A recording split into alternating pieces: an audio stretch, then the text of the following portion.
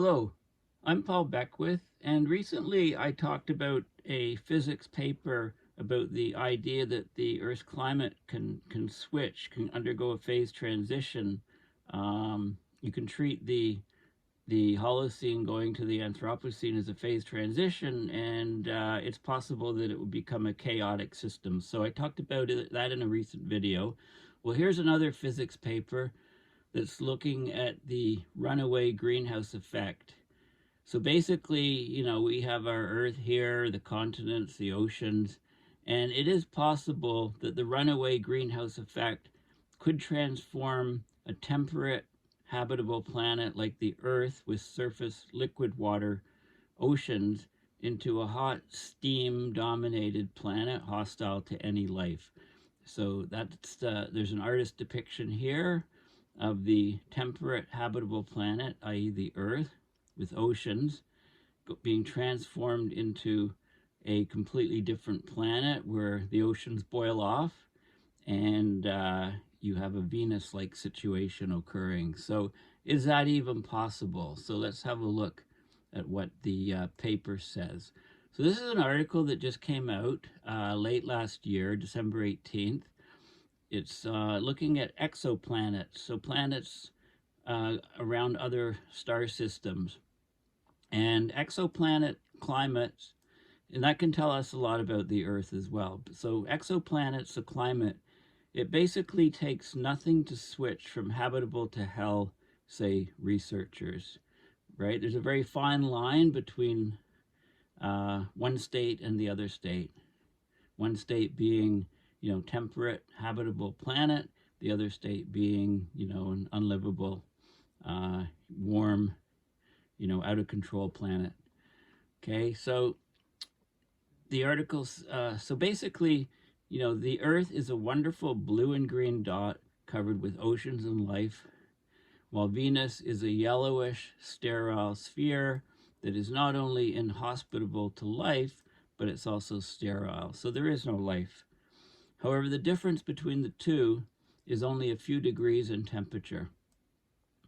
Team of astronomers from the University of Geneva, UNIGE, with the support of the CNRS laboratories of Paris and Bordeaux, has achieved a world's first by managing to simulate the entirety of the runaway greenhouse gas process that can transform the climate of a planet from idyllic and perfect for life to a place more than harsh and hostile, sterile basically.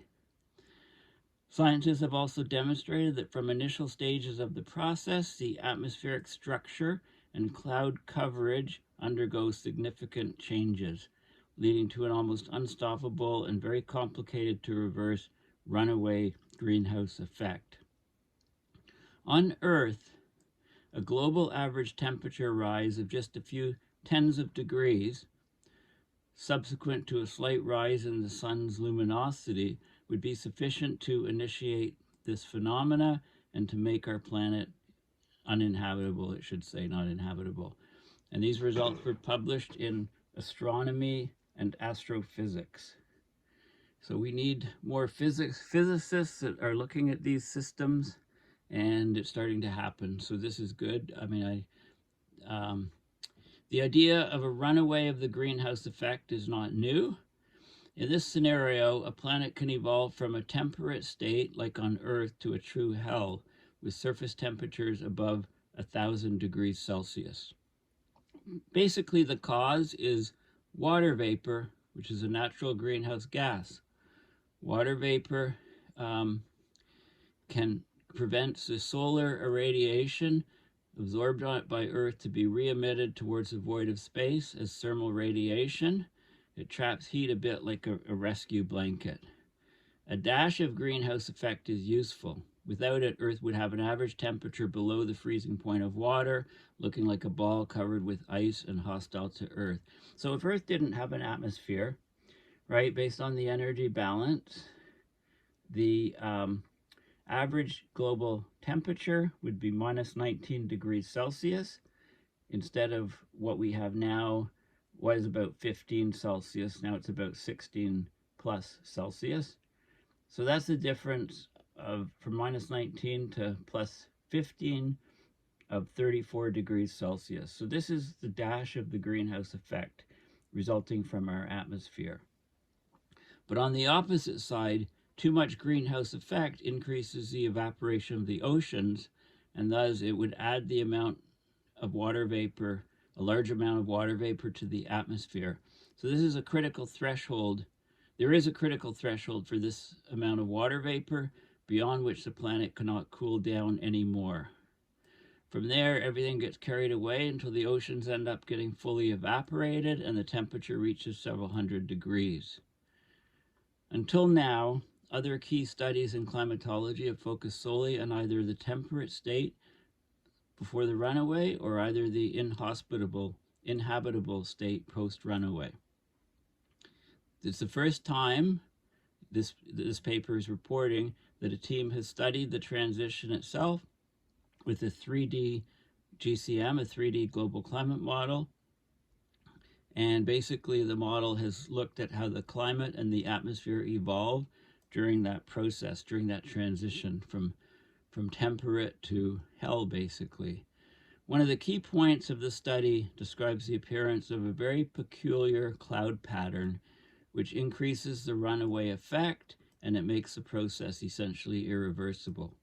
So from the start of the transition, from the temperate planet to a Venus-like state, we can observe some very dense clouds that develop in the high atmosphere. The atmosphere loses its temperature inversion characteristics that we see in our present Earth atmosphere, and this temperature inversion separates our atmosphere into two main layers: the troposphere, the lower atmosphere, up to about 11 kilometers, and above that, the stratosphere. This structure of the atmosphere becomes deeply altered as the planet transitions with a runaway greenhouse effect. So you get very, very dense clouds that develop in the high atmosphere. Okay, so this discovery from this 3D global climate model, it's a key feature for the study of climate on other planets, and in particular on exoplanets. These are planets orbiting other stars in our sun. Okay, by studying the climate on other planets, one of our strongest motivations is to determine their potential to host life. So at the Geneva University, there's a Life in the Universe Center, LUC, that co-authored this study. They lead state-of-the-art interdisciplinary research projects to look at the origins of life on Earth, and they lead part of the quest for life elsewhere in the solar system and beyond in exoplanetary systems. So after the previous studies, they suspected that the existence of a water vapor threshold, but the appearance of this cloud pattern, very, very dense, high-level clouds, that was a real surprise. That's a novel finding from this study. They also studied in parallel how this cloud pattern could create a specific signature or fingerprint detectable when observing exoplanet atmospheres. Okay, so the upcoming generation of instrumentation looking out into space should be able to detect it. So they're also studying, so they're studying how this applies to Earth as well. Okay, but they started doing this work to look at exoplanets. So with their new climate models, the scientists have calculated that a very small increase of the solar irradiation, leading to an increase of the global Earth temperature of only a few tens of degrees, so 10 Celsius, 20 Celsius, they think that that would be enough to trigger this irreversible runaway process on Earth and make our planet as inhospitable as Venus. Okay, so of course, one of the current climate goals is to limit global warming. We're already at 2 degrees Celsius, right? We're already at 1.5 degrees Celsius, rather, and we're going to be at 2 degrees in 10 or 15 years. Right, James Hansen's equilibrium number, temperature equilibrium number for a doubling of CO2 is 4.8 Celsius. Right, so 4.8, if that's actually valid, which it appears that it probably will be, you know, this paper is saying that if we get to 10 or 15 or 20 Celsius, then we're going into a runaway process and Earth will become, like Venus, as inhospitable to life as Venus. That's what this work is saying. These are not, 4.8 for a doubling equilibrium is a huge number. It's almost 5 degrees. It's 4.8 plus or minus 1.2. So that could be as high as 6 Celsius. It could be as low as 3.6. So if that number is correct in that range, then going, 3 or 4 times higher than that, or even 2 times higher, it risks us going into runaway, irreversible runaway processes. So we're playing with fire for our entire planet and life on our entire planet.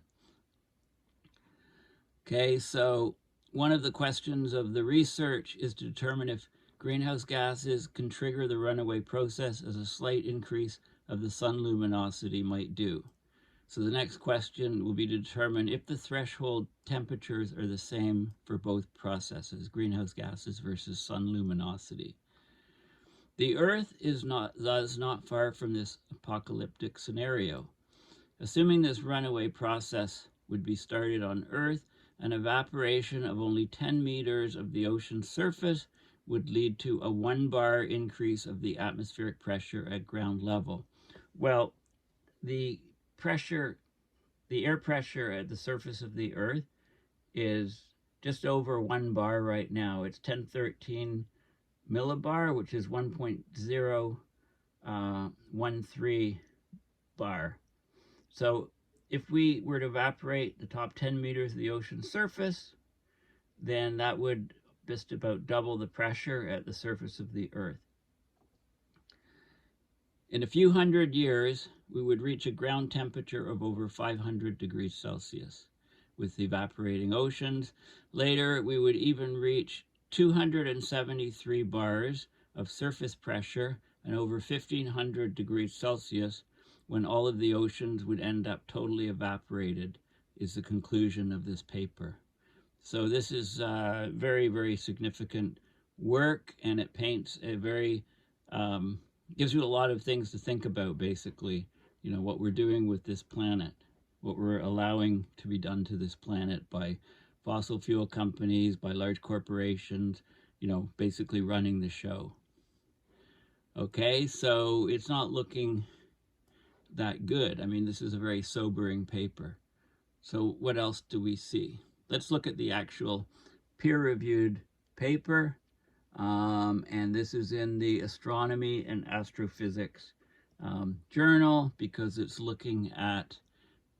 was really looking at exoplanets, and while doing so, it's learning a lot about the Earth and how precarious our temperate planet is and how little temperature increase we would require in order to go to a runaway greenhouse transition. So this paper is the first exploration of the runaway greenhouse transition with the 3D general circulation model.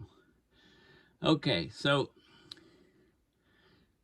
again, the work started to look at the exoplanets and then basically says, well, wait a minute, we're learning an awful lot about the Earth and its lack of resilience from our findings.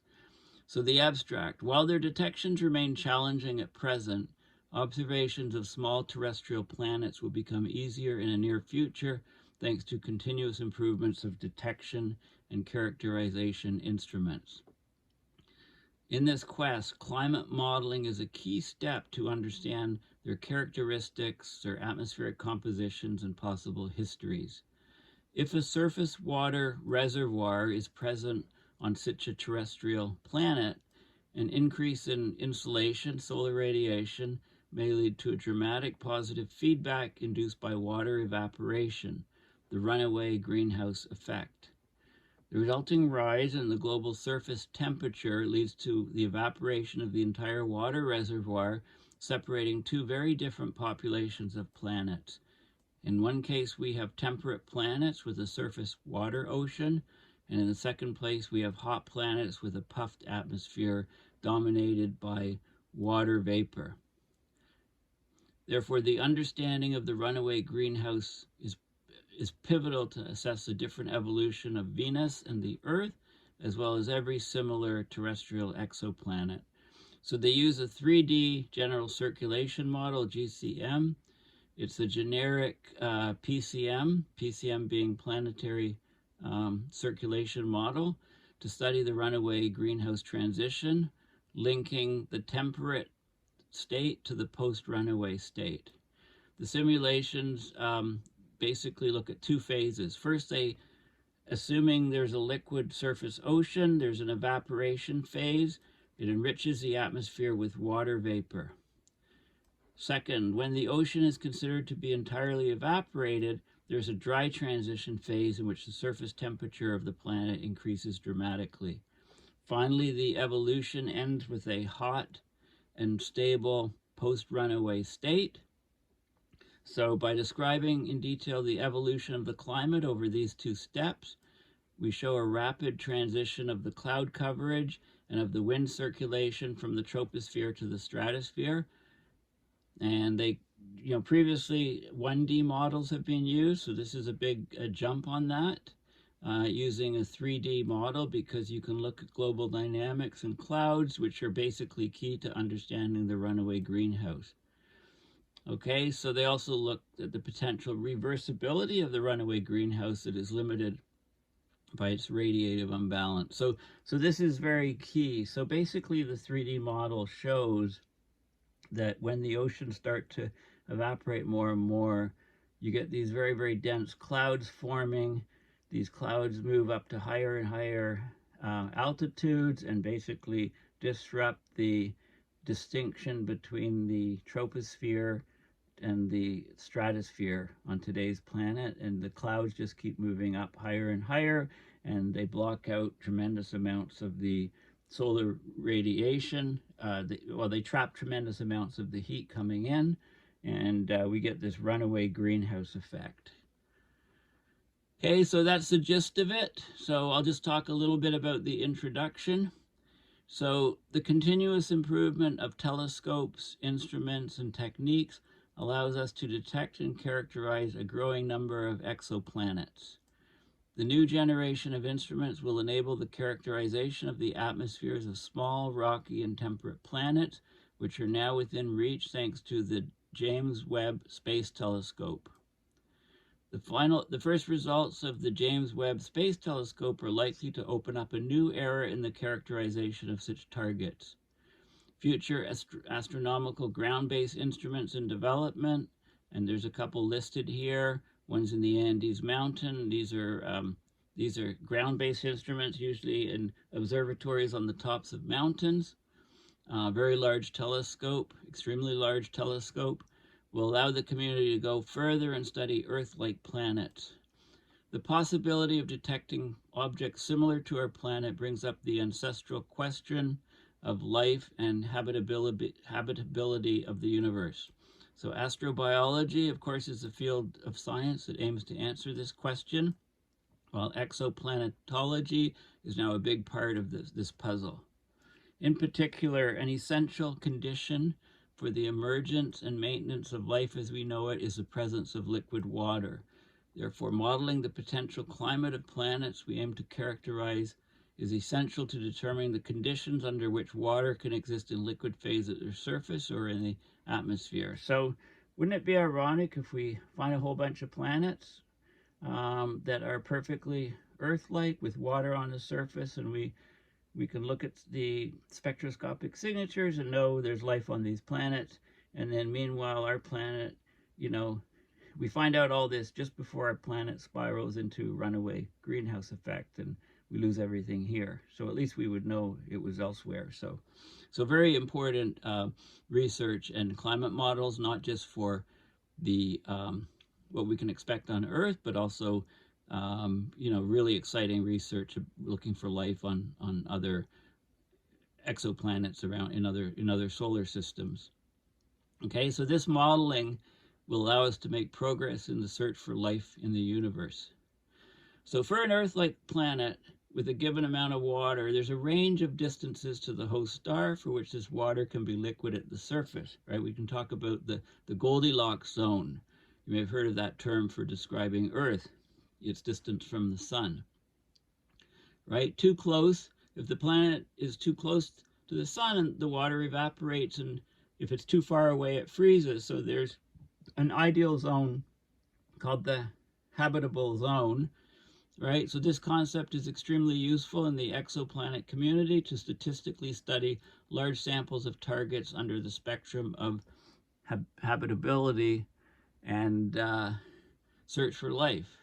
So the habitable zone is a function of the brightness of the star, the size of the planet, the distance of the planet from the star, of course, the composition of the atmosphere, right? If the planet's close enough to the star, temperature rises, oceans start to evaporate, which may add enough vapor in the bottom part of the atmosphere to completely absorb the thermal emission because of the strong greenhouse effect of water vapor. Once thermal emission reaches the Simpson-Nakajima limit, the planet's not able to cool down anymore, and the positive feedback of the runaway greenhouse arises. So we don't want Earth to reach this Simpson-Nakajima limit, because this would lead to the evaporation of the entire surface ocean and a dramatic increase in global surface temperature of several hundreds of Kelvin. This climatically unstable transition separates two populations of planets, temperate planets and hot post-runaway planets. Okay, so this is one of several scenarios that were meant to explain the difference between Earth and early Venus. Temperate planets are similar to the Earth with surface condensed water and a thin atmosphere. Hot planets have an extended water-dominated atmosphere with high surface temperatures up to a few thousand kelvins. The inner edge of the HZ, habitable zone, is determined in part by the runaway greenhouse process.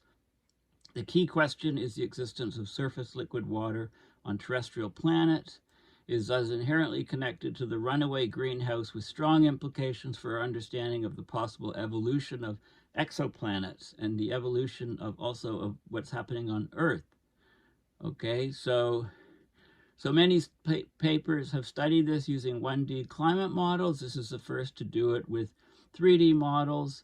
And 1D models really can't estimate things because Hadley cells of circulation in the atmosphere on Earth-like planets tend to reduce the relative humidity around the tropics because hot air rises, carries up humidity up high, and then it heads towards the poles where it descends, right? So you can get more outgoing long-wave radiation than what you would get if you didn't have these Hadley cells. Specific cloud patterns may appear for slow rotating planets or for post-runaway states.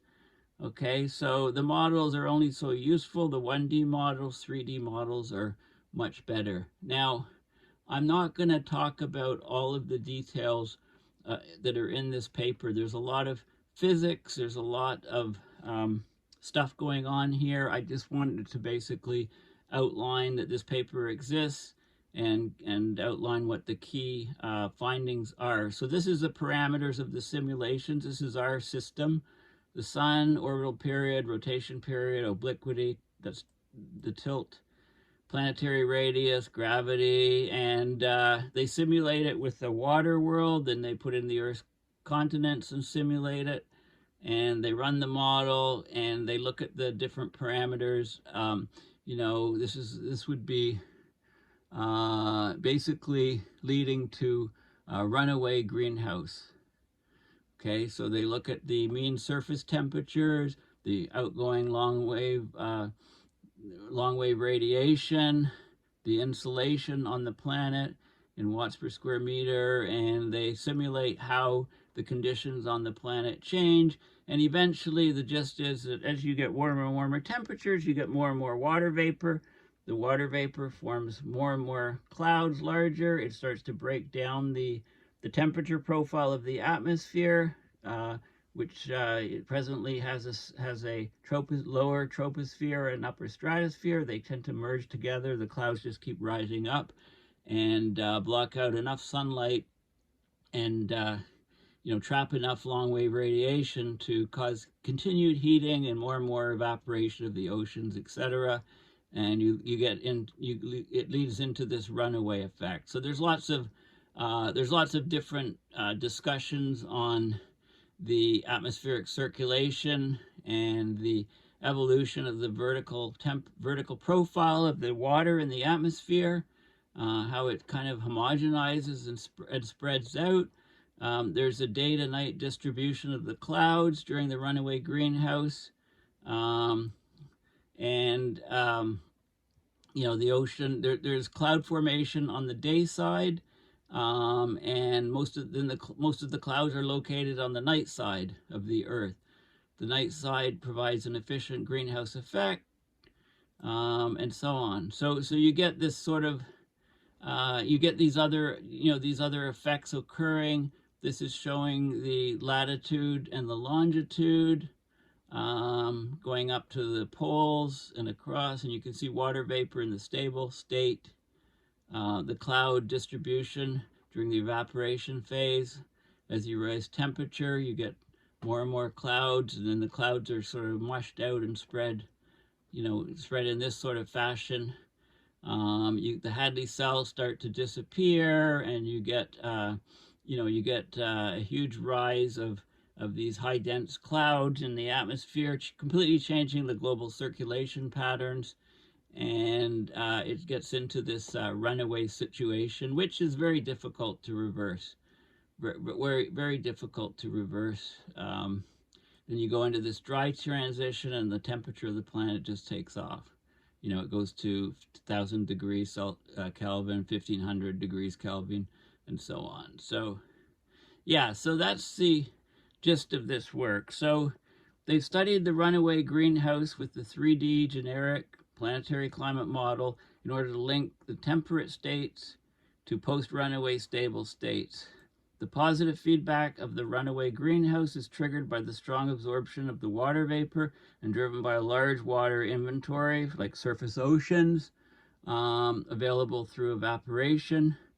From terrestrial climate conditions, we increase the insulation step by step to find the onset of the runaway greenhouse, and they find that it's 10 to 20 degrees above our present temperatures.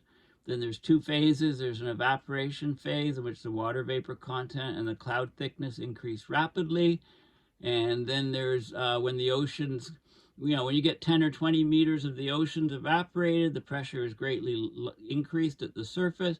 You get basically a shift in the atmospheric profiles. The temperature increases quickly. The climate converges onto a new stable state at high temperature, namely a post-runaway state.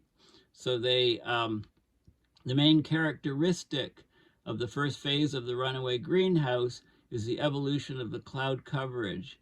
It grows because of the intense evaporation, and it migrates toward the upper layers of the atmosphere. The day to night distribution of the clouds is also affected. The night side is more cloudy than the day side, which tends to increase the greenhouse effect of the clouds. This competition between the warming and cooling effect of the clouds is there, but then the warming part takes off. So, okay, and then the global circulation changes. You get strong stratospheric jets appearing, substituting the usual Hadley cells of the temperate Earth, and so on. Okay, there's a lot of other things that happen, but basically, this is of major importance. These are really majorly important findings for discussions of the potential observability of this kind of planet with reflected or emitted light. So when we're looking at exoplanets, we can see whether the exoplanet is in a temperate state. We can use spectroscopy to measure the composition of the atmospheres, and if we find that they're mostly water vapor, we can probably say that this was a temperate planet which went through runaway global warming and turned into a Venus-like planet. So we'll discover a lot of things about exoplanets that we find in other solar systems, but more importantly for most people, this gives us a lot of insight into our own planet limits and how rapidly rising temperatures are getting closer and closer to those limits where the planet could actually flip, and we could lose the basically the temperate nature of our planet. Okay, so thank you for listening. Please consider going to my website, paulbeckwith.net, and donating to PayPal on my PayPal to support my research and videos. Thanks again. Bye for now.